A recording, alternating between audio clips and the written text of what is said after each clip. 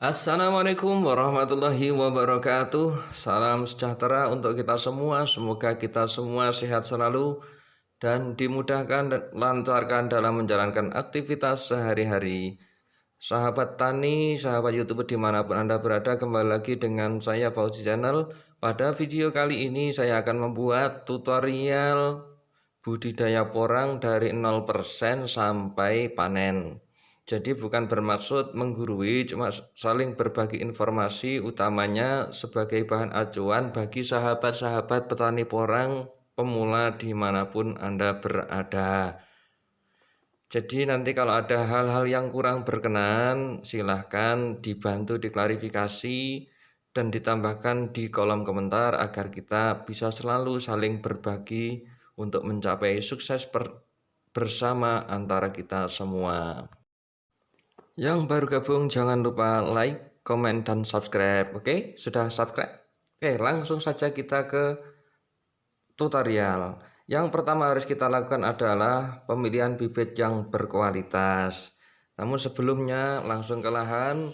Yang perlu dipersiapkan pertama adalah pembasmian rumput apabila memungkinkan atau diperlukan, atau tidak ya langsung ke tahap yang kedua, yaitu penggemburan atau pengolahan tanah tahap awal, baik menggunakan mesin yang seperti ini atau menggunakan cara manual. Tentunya semuanya menyesuaikan kondisi di lahan sahabat-sahabat semuanya. Untuk tahap selanjutnya yang tidak kalah penting adalah pemilihan bibit porang. Jadi pastikan sahabat tani memilih bibit porang yang bagus dan berkualitas. Syukur kalau mengetahui riwayatnya bibit dari mana, dari apa. Ada dua alternatif untuk penanaman awal, yaitu menggunakan bibit umbi yang seperti ini atau menggunakan bibit kata. Ya, menyesuaikan mana yang mau ditanam. Kemudian untuk 2 bulan kemudian, atau kalau yang lazimnya bulan November Desember, itu ada alternatif lain, yaitu menggunakan bibit cabutan, bibit polybag, atau bibit ekor kuda yang kali ini lagi ngetren. Jadi sekali lagi pastikan memilih bibit yang berkualitas, karena pemilihan bibit itu akan sangat menentukan di keberhasilan tanaman porang kita. Langkah selanjutnya yang harus dilakukan oleh para petani porang adalah membuat gulutan atau bedengan atau lubangan untuk menanam porang. Ini dibuat sesuai dengan ya selera masing-masing, dengan ukuran masing-masing. Ada yang 20-20, 20-30, 30-40, ya tentunya sesuai selera atau yang sudah lazim dilaksanakan di wilayah masing-masing.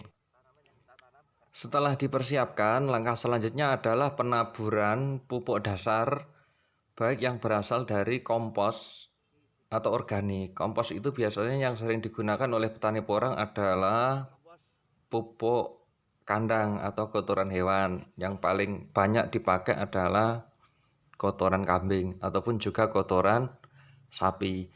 Namun juga ada yang dibalik, menanam dulu, jadi umbinya dulu seperti ini, baru setelah itu pupuk. Terserah mana yang lebih efektif, yang lebih bagus sesuai selera kawan-kawan petani semua. Jadi ada dua alternatif, taburkan pupuk dulu baru bibitnya, atau masukkan bibitnya dulu baru kita kasih pupuk kandang atau pupuk kompos.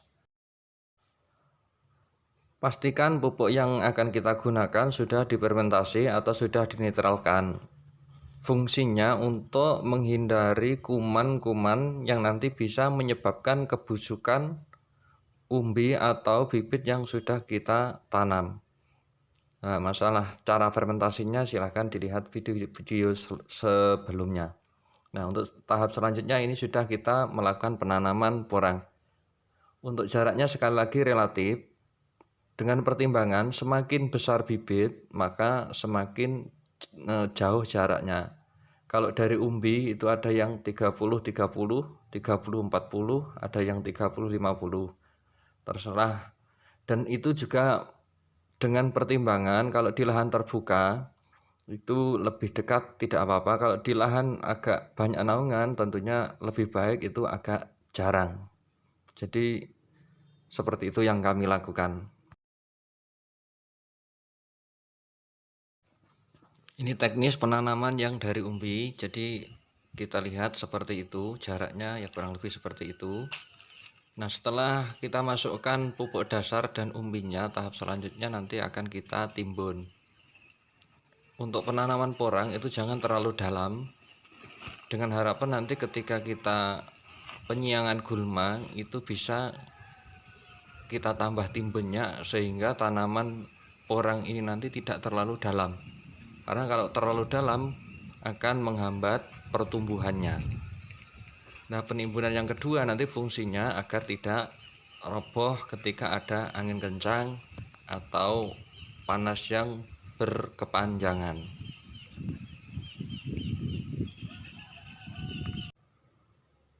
Kemudian teknis penanaman yang dari biji katak. Teknisnya sama, cuma perbedaannya ada di jarak dan di pupuk dasarnya.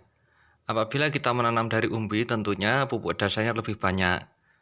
Apabila dari katak, karena ya katak sebesar apapun walaupun katak super ya cuma kurang lebih seperti itu, maka jaraknya lebih padat lagi. Kemudian teknis penimbunannya juga sama dan juga tidak terlalu dalam. Terkait jarak penanaman, sahabat porang bisa dilihat video-video sebelumnya. Tetapi yang terpenting perlu kita mempertimbangkan lahan dan bibit yang mau kita tanam. Oke, proses penanaman sudah selesai. Kita ke tahap selanjutnya adalah perawatan porang. Nah, porang yang kita tanam perlu kita rawat dengan super agar menghasilkan hasil yang bagus. Yang pertama kita lakukan adalah penyiangan gulma atau pembersihan rumput-rumput yang ada di areal porang kita. Pembersihan ini kita lakukan agar nutrisi yang ada di dalam tanah itu tidak terserap ke rumput-rumput yang ada di sekitar porang ini. Jadi nanti harus berbagi pupuk dengan rumput-rumput atau gulma yang ada di sekitar porang, sehingga ketika rumputnya kita bersihkan, nutrisi yang ada di pupuk itu fokus ke porangnya. Di sisi lain, apabila lahan porang kita bersih, tentunya akan enak dipandang. Ada yang secara modern itu menggunakan mulsa atau dengan cara mulsa alami. Silahkan saja rekan-rekan yang ada di dataran rendah yang lahannya lurus lebar menggunakan mulsa. Untuk perawatan selanjutnya adalah pemupukan porang. Jadi pupuk porang itu sangat penting bagi pertumbuhan porang. Direkomendasikan menggunakan pupuk organik. Kalau toh terpaksa menggunakan pupuk kimia harus berimbang.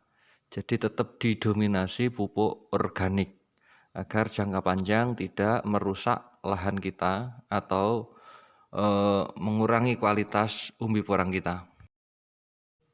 Unsur kimia yang ada di tanaman atau di lahan kita sebisa mungkin kita minimalisir untuk menjaga kualitas porang kita. Karena porang itu adalah bahan konsumsi seperti isu yang beredar di masyarakat.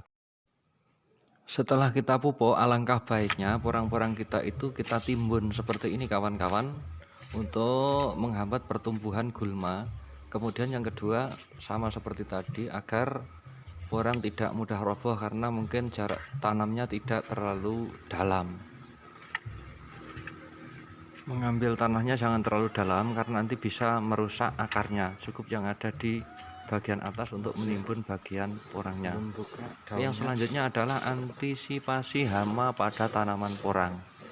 Ya, karena porang itu di lahan tentunya tidak luput dari hama yang menyerang porang. Jadi mengantisipasi lebih bagus daripada mencegah. Di antaranya yang sering terjadi di lahan porang adalah serangan ulat daun atau ulat yang biasanya berwarna hijau atau berwarna hitam yang nantinya akan merusak daun-daun porang. Ketika daun porang ini nanti dirusak, otomatis akan mengganggu pertumbuhan katak porangnya atau bahkan tidak muncul katak porangnya. Jadi hama porang harus kita antisipasi dulu agar tidak terlanjur menyerang ke lahan porang kita. Jadi misalnya contohnya seperti ini jenis ulat yang biasanya makan daun porang. Jadi kalau kita tahu ya otomatis harus kita musnahkan secara alami atau menggunakan obat tradisional yang lainnya. Di musim penghujan biasanya itu ada masa kering atau masa panas 5 hari atau sampai 1 minggu. Maka dibutuhkan naungan khusus di lahan terbuka agar terhindar dari terik panas matahari yang sangat terik sehingga mengakibatkan roboh. Setelah tahap demi tahap kita lakukan, yang selanjutnya adalah ya tentunya masa-masa penantian seperti ini. Porang sudah tumbuh, biasanya ada di sekitar bulan 3 atau 4 yang secara umum. Namun juga lain daerah biasanya beda pertumbuhan. Nah, ini masa dorman atau masa ripah. Kataknya sudah tumbuh dan ini sudah berjatuhan. Dan yang paling bagus katak nanti adalah yang jatuhnya jatuh sendiri baru kita ambil, bukan kita petik. Jadi sudah siap 100%. Kalau sudah seperti ini, tentunya masa terindah bagi petani porang adalah masa panen.